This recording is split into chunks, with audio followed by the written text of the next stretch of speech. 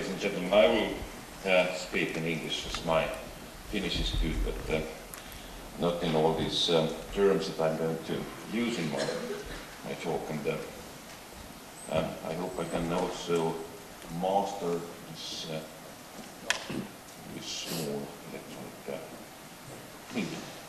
But just as an introduction to my presentation, here is a historic map of the part of the world we live in and share. And this is a historic map indicating that the history of this area is a history of trading, cultural exchange, and fighting, perhaps. And I claim that that history is, in a way, over. We are living in a changing world. And with this slide, I would like to say just this couple of words about myself, because I think they are relevant in this context. Just about 2 decades ago, I worked here in the city of Turku as a trainee in environmental management. This was my start to the subject area, to the world of environment and nature as a student. I worked for 20 years with seals, and I'm still working with seals. And now, 20 years later, I really have an honor of being back here in Turku and talking to you from the stage.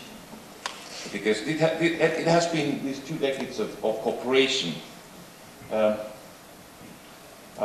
It has been the 2 decades of changing world, because I say that the changes and challenges are global.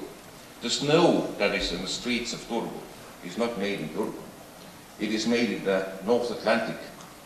So we are living in an open environment, and we have to bear it in mind when we take our decisions, whether local or global. And the change in the world that we see is opening up. It's opening of borders and exchange of information. We all use internet, and we don't know where it actually is in our space. It's everywhere. So what we used to see as geographical or national or political borders or areas kind of belongs to history. So we have to go from the global level more to the regional, more to the local level, and keep in mind that we are living in an open world. But still, if we look at the, let's say, European Union or the Baltic Sea states or the geographical sub-area we inhabit, that we need this kind of act locally solutions, because climatically, demographically, economically, we have very diverse neighborhood, and we have to find our own solutions here, because some things that work in Australia perhaps do not work in the Baltic. And when we talk about 2 decades of cooperation, then I see more and more that there is more people-to-people relations. There is an evolution of civic society that actually builds bridges over the Baltic Sea. We do things more and more in international teams. We are losing perhaps national specifics. Even myself in my work, I am working with the seals of the Baltic Sea or the Caspian Sea in international research team that is put together by different organizations, let's call them, from different countries. So it is also a cooperation on society or community level, and finally on this slide, this saying 10,000 lemmings can't be wrong. It is sometimes describing some statistical peculiarities, but we could look at also in that angle that each of us, every individual, can take their own decisions, our own decisions. And if these decisions are let's say right, if there will be 10,000 of us, then we cannot be wrong in the end of the day. That will change a bit the community and the world we're living in. And here I just very briefly present on the left the basic challenges that have been identified and expressed by many thinkers, organizations and states. And on the right there are the elements of this conference, and these are today's parallel sessions that you see.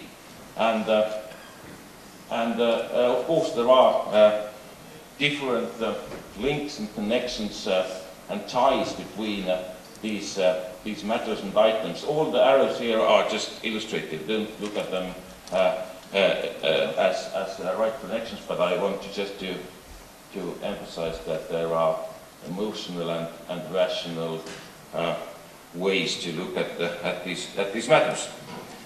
So the cooperation spirit, or the cooperation, then the basis for cooperation is how do these links, how do these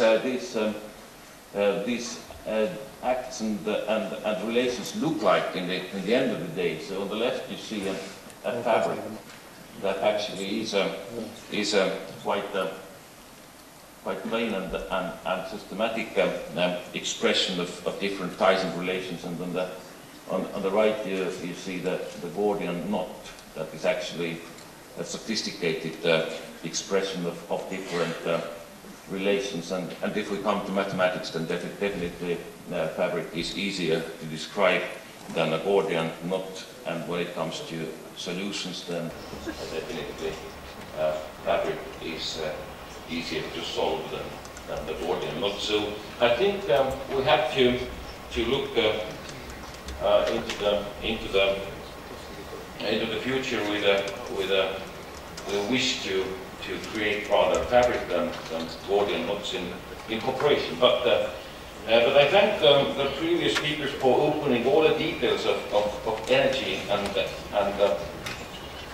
the challenges in our lives. But I have to touch the questions of energy also, because this is partly why I'm here. I come from the eastern coast of the Baltic Sea, where we have the renommee of being an energy island, because the history has changed a bit and has cut us off perhaps from the bigger networks in the east, and we have not yet integrated to the networks in the west. So I would like to bring you to your thoughts some of the aspects of living on an energy island. And the first slide, of course, is nuclear. And I claim here that the nuclear history in the Baltic states is over with the closure of the Ignalina plant. There are, of course, debates. There are discussions about the possible new plant. But I say here that the nuclear future can last for too long, because it's not about the nuclear electrostation. It's about the wastes that makes our future for too long. And I would like to emphasize here that archaeological time is longer than collective human memory. Now we are fascinated about all the findings from different parts of the world that are 2,000 or 3,000 years old. there are letters that we cannot decipher yet. There are items that we don't know the origin and the purpose for. And nuclear wastes can stay around here for 10,000 years.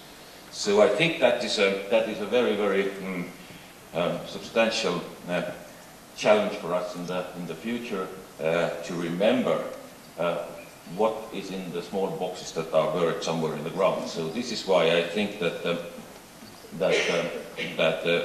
nuclear energy as such is we have to think twice before. And the other thing is that it is a low-hanging fruit. If we pick that fruit, then we lose the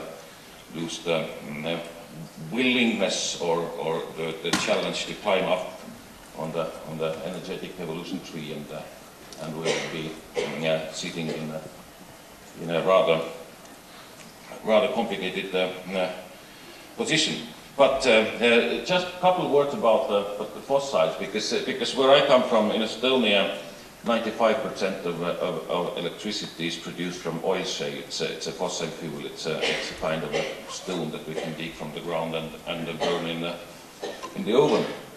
And this is kind of a strong bond. It is a dependency, and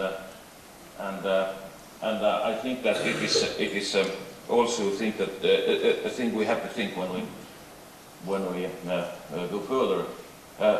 As it is said here also that the oil as an equivalent of energy in the world is becoming only more and more expensive, beating records, and using the oil shale as a fuel leaves behind really very, very significant environmental impacts, and of course it's a temptation to make energy from that material and export it.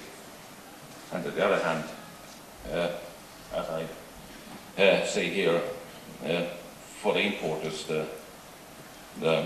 it's easy energy that it turns the blind eye to the backgrounds and the environmental impacts, and this is why I'm sorry to say that the Estonian state company Estonian bragged last Friday that their profits have risen 20%, and their business is good. And in Monday or yesterday evening already they were a bit more shy about that, because they realized that it is a temporary win. But alternatives. If we are living on an energy island, then islands, they are famous for having winds. Island life, it depends on it doesn't depend, but it's molded by the winds that blow past. And as you see, islands grow grass too. And island communities pretty much sustain on the biomass that the islands grow. So I think this is an alternative that we should consider, because a friend of mine who studied medicine in university and run a farm for a short time, and now he's driving luxury goods as a lorry driver from Italy to Estonia, said to me that I have tried different businesses in my life, but what I learned in Estonia, only grass grows. So we should make some benefit out of it.